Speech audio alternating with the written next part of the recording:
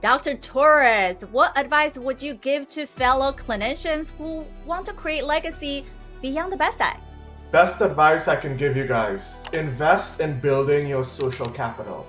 It's not about what you know, it's about who you know and who knows you.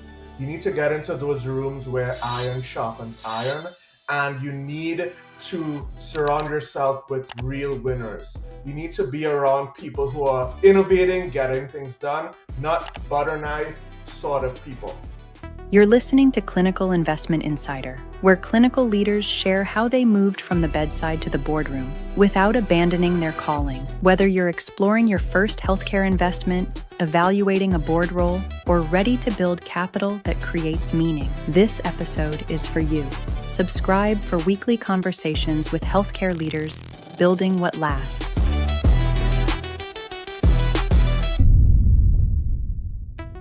I'm your host, Sabrina Runbeck, a clinician turned business strategist, TEDx speaker, and 3-time best-selling author. Today, our guest is Dr. Val Torres is the co-founder and COO of 𝘆𝒏𝒕.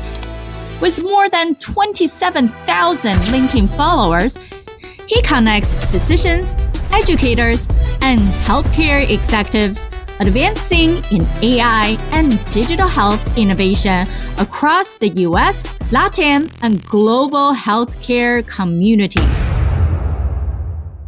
Dr. Torres. I'm so honored for you to join here, to be able to walk alongside of you. So let's dive in. What made you expand from those clinical roles in medicine into more of an investment and board member executive side? Oh my gosh, Sabrina, so grateful to be here. Well, the truth is, I went into medicine to really save lives. Then I got my MBA, and then I realized that I was really playing the smallest version of myself. I thought being a clinician was the highest form of service until grad school really exposed my blind spots that I didn't even know I had. Getting my MBA really hit me like a truck. I saw that clinicians who made the biggest impact weren't actually the ones who were seeing the most patients. They were the ones who understood business, finance, technology, AI, the ones who are really building things, investing in things, scaling things. My MBA really humbled me, but it forced me to confront the truth that most clinicians never really confront. That healthcare isn't just clinical, it's an interprofessional ecosystem. And if you refuse to evolve with the AI revolution, the system will move on without you. And I realized that I wanted to create massive social impact for my community and my people and for the world. And I really needed to step out of the clinical lane and into the rooms where healthcare was actually being shaped. Did that, and I never really looked back. And that's so exciting to be in that place. Is we know is that one too many effect.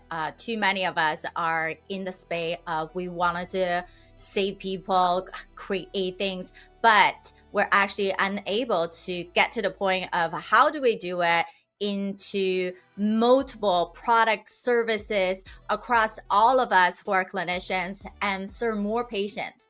And so for you, it's learning the back end of what really truly create healthcare from a business side of those puzzle pieces and to keep moving forward. So we know there are many lessons that you have learned throughout this journey, and whether it's in the investment side, taking board roles, what do you think is one of the things that you would think differently or do differently now that you have explored this arena? So in the past, a couple of years ago, I joined a local Hispanic chamber's board of directors in Florida. And I really learned the hard way what happens when leaders are leaders in name only. It was my biggest regret to this day and my biggest waste of time because there was no vetting, there was no standards, there's no accountability, just titles, ego, and operational chaos. In that Hispanic Chamber of Commerce, members started leaving, trust and leadership evaporated, and I watched the organization slowly bleed out because no one in the executive leadership team really knew what they were doing. And what made it worse is that they didn't know what they didn't know. That experience made it crystal clear to me that leadership isn't a title, it's competence, it's playing well with others, and it's about losing the ego so we can share knowledge and best practices. It's about, as I said before, iron sharpening iron and not being around butter knife people. That's why as co-founder and COO of 𝘂𝒏𝒂𝒄, I help run 𝘂𝒏𝒂𝒄 like a real business, not a vanity project.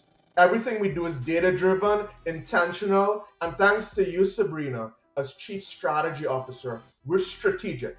𝘂𝒏𝒂𝒄 exists because doctors deserve a room where excellence is the baseline, not the exception. That's such a great point that clinicians are the baseline. When innovation comes to us too late instead of early on of the development stage, they actually lose the true reality of how things are actually working. If they're not building into the existing workflow, they make us learn a new system, new tools. It's not plugged in. We have to log into a different platform. That doesn't really work for us. And that also goes with patients, how they are behaving, right? How are they getting contact, getting recommended to certain services? Who are all the people that are engaging in that process, not just their clinicians. There's also the back end, the front end, right? That medical system, the nurses. We have to think about healthcare. Easier said than done, right?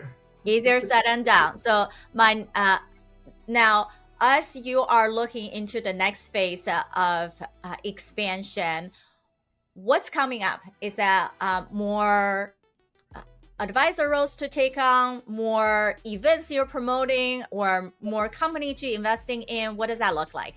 So this is what I'm building and what I'm looking for. So right now I'm building global ecosystems for innovation, and I'm doing it with doctors who actually want to change things. So it's the physicians, PhDs, DOs, doctors of chiropractic, pharmacists, optometrists, and all of these people are experts. And if they're experts and they care, I want them in my network.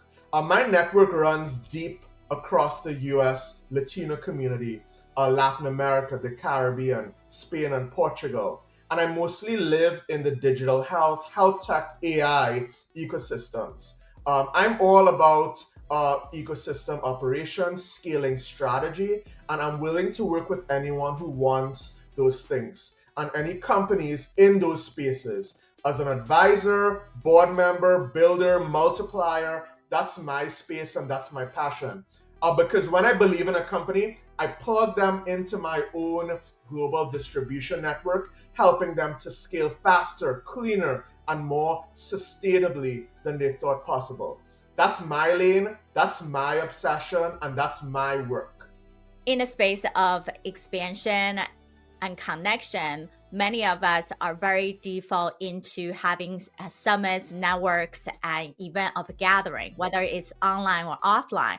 And that means intentionality become even more crucial because we can go to all these events. Where can we gather to have the best mind, the best energy, right? The best creativity in all the room that we wanted to continue to grow and expand. That's so crucial. And then thank you for leading those changes in that global market.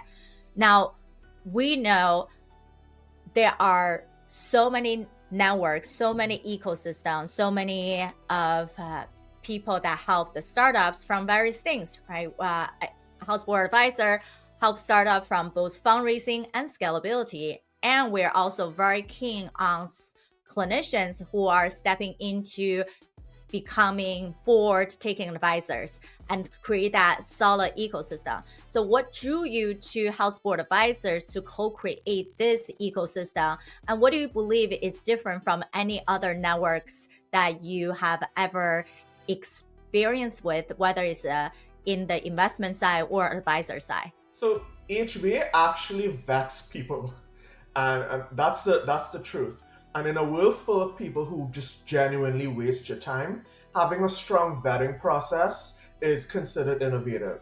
You don't just walk into 𝘂𝒏𝒂𝒄, you're vetted, you're background checked, and of course you need to be competent, credible, and capable of creating real value in healthcare.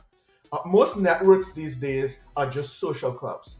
𝘂𝒏𝒂𝒄 is a professional community that is built for real action and innovation. We actually walk the talk. We get things done. We run this like healthcare operators, not influencers playing CEO. At 𝘂𝒏𝒂𝒍, we're people first, value driven, and obsessed with helping our members win. And of course, we understand that something most people don't, that social capital is real leverage. Your network is your success multiplier. It's not about what you know, it's about who you know and who knows you. And 𝘂𝒏𝒂𝒍 gets that. 𝘂𝒏𝒂𝒍 builds that.